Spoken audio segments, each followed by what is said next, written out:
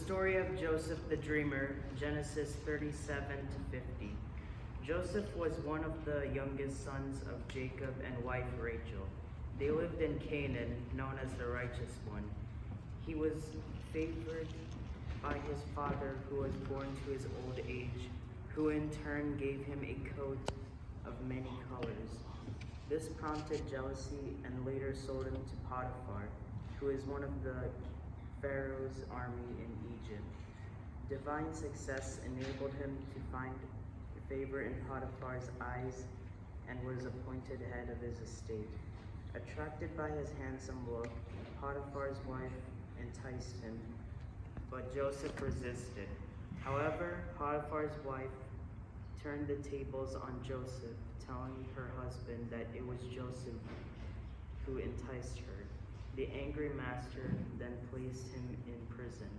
While in prison, Joseph's goodness prevailed when the king's cupbearer and baker were in prison. Joseph successfully interpreted their dreams 2 years later before himself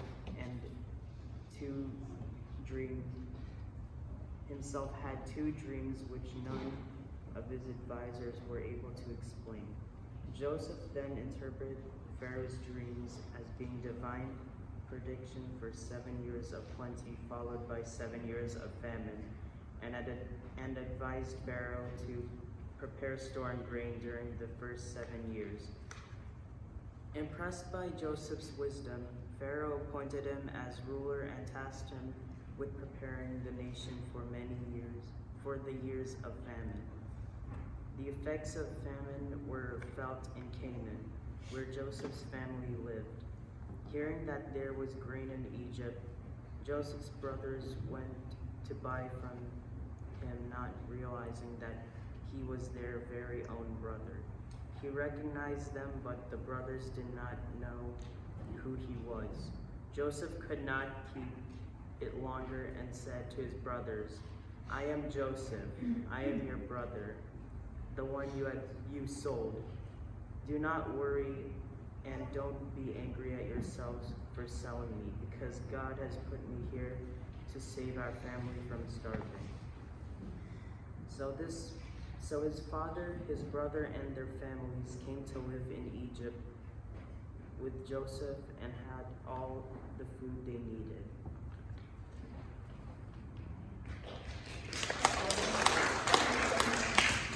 Do we need to turn that mic up a little bit? Is that possible? Okay. So those who come to speak up, because we want to hear you. You're representing those who have come and done great things for the Lord. And we know that Joseph was tempted, but he sinned it not. Are we ready?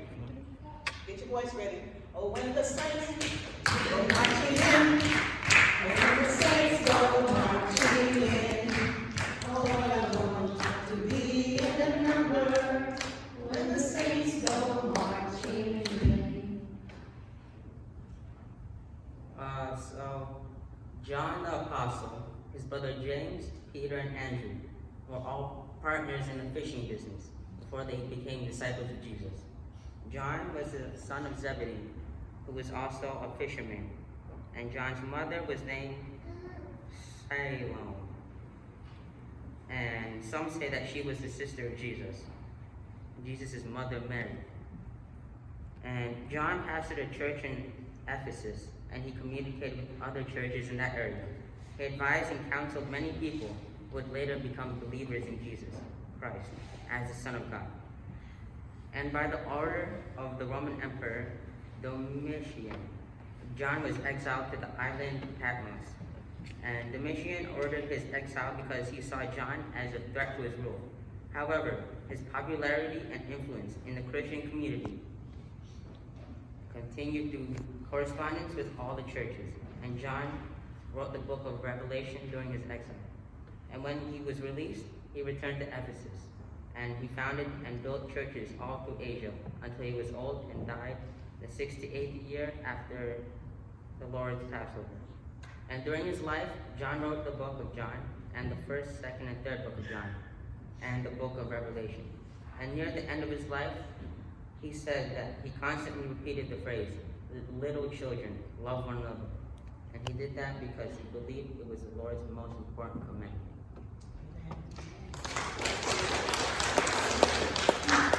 When the saints Go marching in, when the saints go marching in.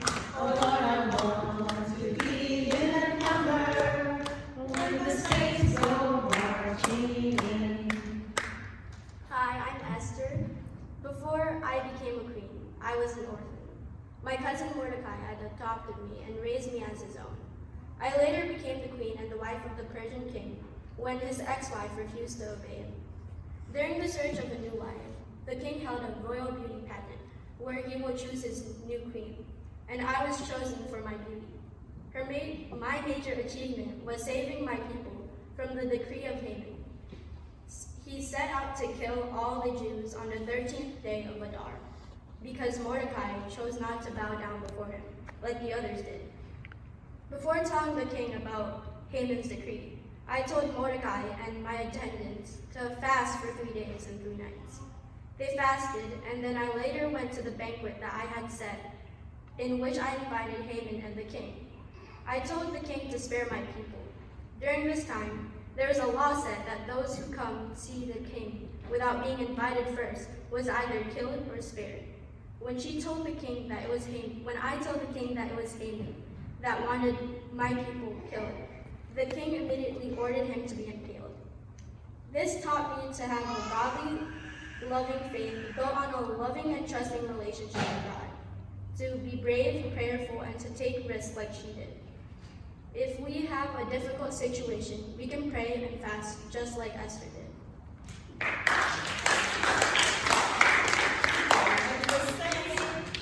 Go marching in, when the saints go marching in.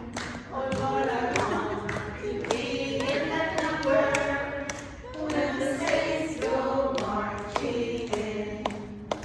Hello, I am Samson. You may know me as the most powerful warrior in the Bible, one of the strongest ever to live in history. But do you know where my power comes from? That's right, my luscious locks. All my power comes from a promise my mother made when she gave birth to me to an angel. She said, that she promised the angel that I would never cut my hair, for all my power is in here. With this power came lots of bloodshed in my life. One time I came across a lion while going somewhere, and I tore open its body with my bare hands. And then when it was my job to protect the town.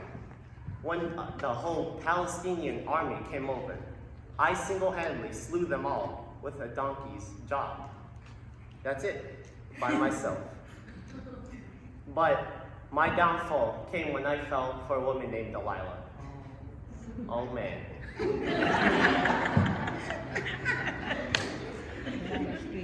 She was more into the money than she was into me. So I told her my secret thinking I could trust her, but she sold me out to the Palestinians. She cut off my hair and I was weaker than a lamb. The Palestinians captured me and tortured me. They made me go blind, and I was at my weakest point. But my hair started to grow back, and little did I know that God gave me a purpose in my life.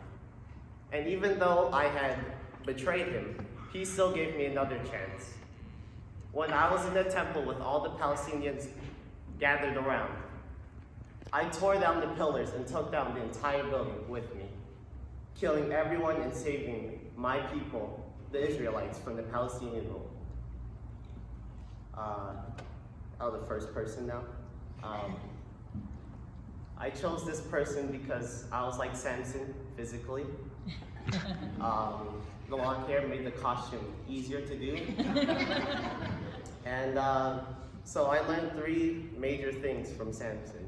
The first is that God always has a purpose for you, and that you should always follow what he asks of you. The second was that God always forgives you, and if you do anything wrong, as long as you ask for forgiveness, he'll give you the strength to do what you need. And I forgot my third.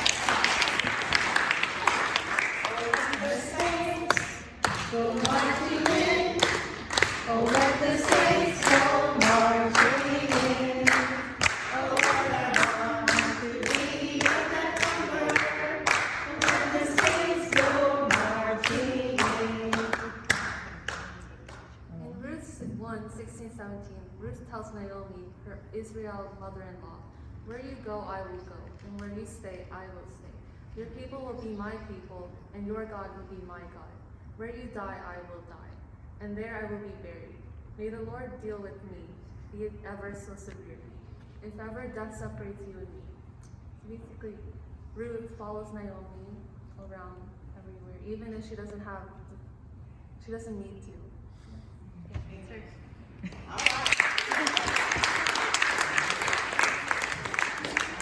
When the saints go marching in, oh, when the saints go marching in, oh, what a want to be in their number. When the saints go marching in. Alright, hello. I am. Can you guess who I am? Anyone? Maybe? Jonah. Yeah. Okay. So basically, my story is that I refused to obey God. That's how it really started. And so, since I didn't want to obey Him, I kind of just ran away, went on the sea, because it's real big. He might not see me there, hopefully. And so God got angry with me, and so He put it was a storm, I believe. Yeah. And during that time, during the storm, He had a giant fish, just kind of eat me, right? And then, basically after that, I kept praying, right? Kept praying, hopefully I get out of this thing. And then, after some time, I was like, okay, I guess I'll do what you say. And so, after that, the whale spit me out onto land, and then I went to go finish what I went to go to Nineveh to save the people there, because that's what He wanted me to do. And then,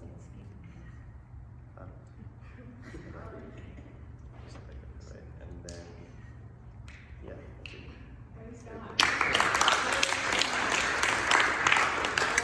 The saints go marching in, oh, when the saints go marching in, oh, Lord, I want to be in the number, oh, when the saints go marching in. Hello, and I'm supposed to be King David, the slayer of Goliath. So David is a young shepherd who first gains fame as a musician and later by killing Goliath.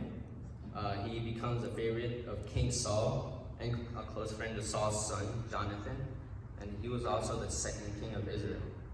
His greatest accomplishment as a king was establishing the walled city of Jerusalem as the capital of his kingdom. It was also one of his first actions he took as a ruler. He also wrote the book of Psalms. King David also set the blueprints with divine inspiration for the Holy Temple. King David continues to build my faith by being brave in his heart for God, and God sees the purity of David's heart.